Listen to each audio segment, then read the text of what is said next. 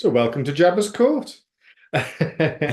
So this week, Matt Wood, who first was involved with Star Wars when it came to the creation of the Phantom Menace. So he was a young sound engineer at the time. He was like the Ben Burt of his day.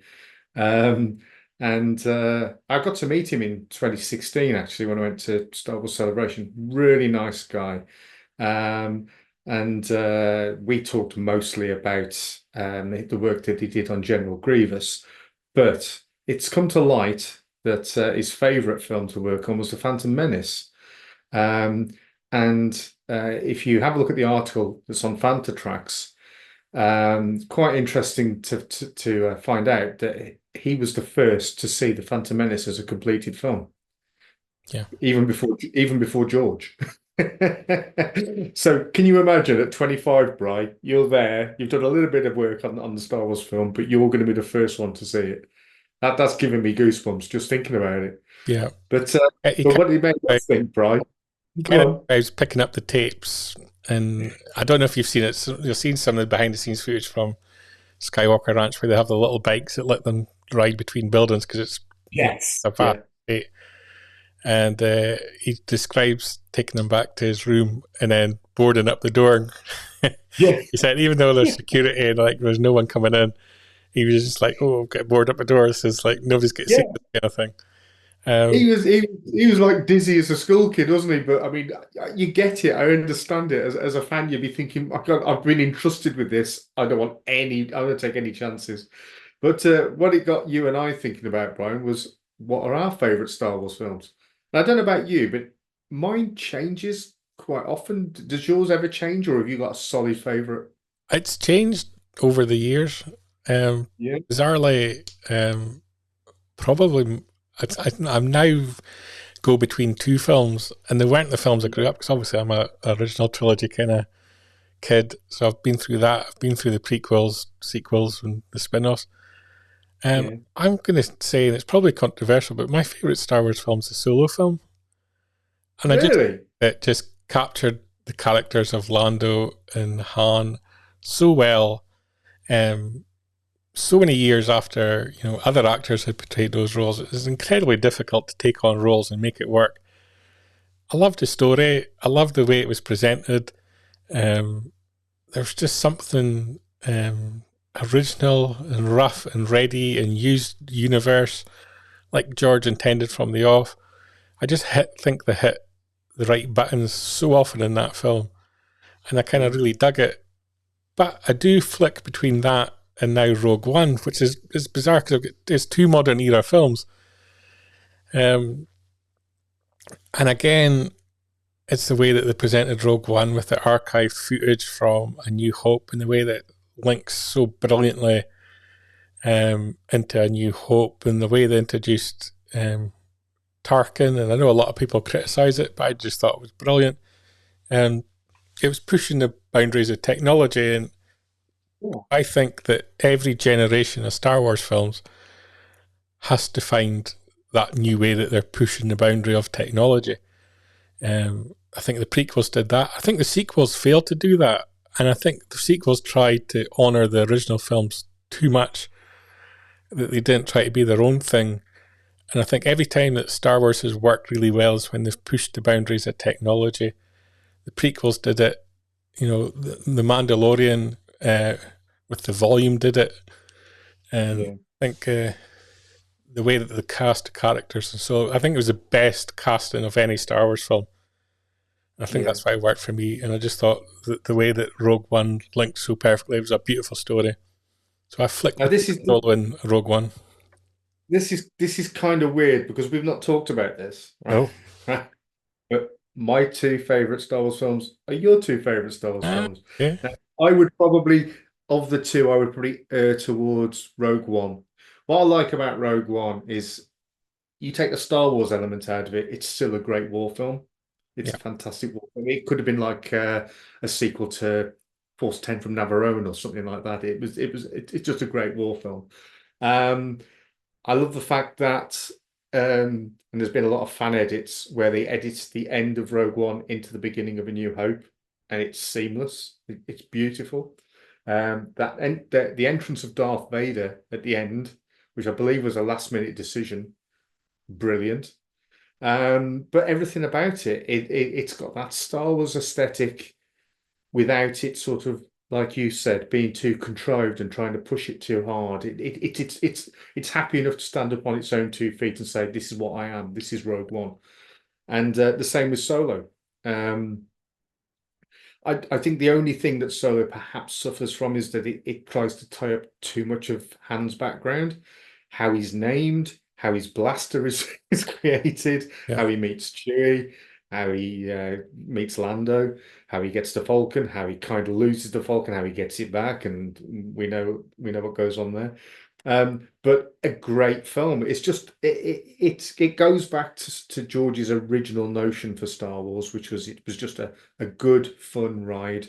It was a typical sort of matinee sort of show that he would have loved to have gone and watched back in the 50s in Modesto. So yeah, yeah. So it's weird that those are both our favorites. As I will give a slight nod as well to The Force Awakens, which I think is head and shoulders above 8 and 9. And I think Daisy Ridley sort of like she stole the show with that film. I think she did a cracking job. Subsequently, in 8 and 9, her script and some of the way that she delivered that script were not great, but I thought she was brilliant in 7. Yeah. So yeah, there you go. I don't talk too much in the sequels. The Force Awakens, it didn't work for me because it just felt like a tribute film. Yeah, And 8 and 9, I've seen so few times because I was so put off by it in the cinema yeah, that occasionally when I see clips of it, I struggle to remember that element being in the film. And I just don't want to go back and experience that again. I just really didn't enjoy it. And I think maybe one day down the line I will, and I might be able to appreciate them for what they are. Just yeah, wasn't my cup of tea for what I think Star Wars should be. But circling back to Solo, part of the reason I love it so much, I love reading behind the scenes stuff on the making of the films, and we've never had that from Solo, and no. we probably never will get anything official. But one day, they're all going to write their books. I've got a cracking book that you may or may not know of. I'll dig it out later to show you, which really is a really good behind the scenes book for that film. Um, yeah, but everything about it was great. I thought the character of Enfys Nest was interesting as well. Yeah, Um, Clearly there'd been an older version of that character and she'd taken over.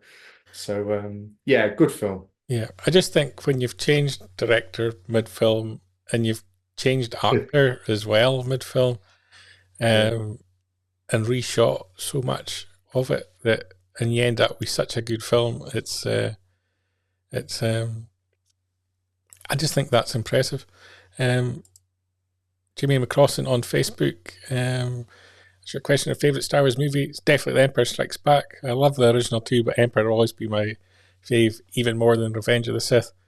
I do have a bit of a love for The Empire Strikes Back, and I think it's because I've been to Finse real life Hoth in Norway twice and watched the film out there. And you kind of watching it whilst you've got the backdrop of Hoth yeah, right there. That was kind of like a special sort of geeky moment for me. So yeah, I've got a lot of love for the Emperor. That's the film I kind of grew up on. That was my sort of gateway into being a Star Wars fan, I think. yeah. The Empire Strikes Back obviously is very special. I think probably because it's been so special all my life that I've watched it so many times that when all of a sudden you get some newer content and you can enjoy it, I suppose it doesn't push it to the back, but what it does is it just freshens your interest in the whole thing. But yeah, Empire. I mean, the effects, the leap from Star Wars to Empire and what they were able to achieve was amazing. A great film. Love it to bits. Watched it only the other day. Yeah. See, when you talk about films you've seen too many times, it's Yeah. I was waiting for the Scotland Portugal game to come on ITV4, and before it, they had Police Academy 3 Citizens on Patrol. And like, it doesn't matter if you just see 5 minutes of that film; it's still funny. It's terrible standard of quality. It's so funny. But yeah, that's kind of my level. That's my level. Um, the you mentioned that you'd met Matt before. I think I've got a picture somewhere. I'm trying to find it. I can't find it. Oh, hey. I've lost it. I had a picture of you. Oh no. Um, What a quality image it I was too. need to find it now. Now that I've promised it, I need to find it. Give me 2 seconds whilst I scour Well, where I've saved it on my desktop. I'll carry on about the films. Yeah, Yeah. Yeah, so Empire Strikes Back obviously is probably a special thing for everybody. It's a bit like, oh, there you are. There's me looking a bit more youthful, a little bit more hair, not much more, a little bit more hair. Matt, he was a lovely bloke to talk to. I spent a good 10 minutes with him, because there wasn't many people visit him actually. He's yeah, got no queue, and I think when you get these celebs at these events, if somebody goes up to them and there's no queue, they just love rattling on, don't they? They'll just yeah, chat and chat. Had I realised how significant he was going to become, mind you, he probably wouldn't have known himself back then, would he? no. So, I still think he finds it bizarre that he's somewhat of a celebrity. I think, yeah, and I you mean, it's get that. hilarious. I mean, that he played Bib Fortuna. The fat Bib Fortuna is hilarious, isn't it? Yeah, definitely. Oh dear, But I think that's it for this week's Jabba's Court. that's it. It Court adjourned. is so Jabba's Court is part of Good Morning Tatooine. It's your weekly recap show every Sunday, and it's also released as a video on Fantatrax TV every Wednesday at 7 p.m.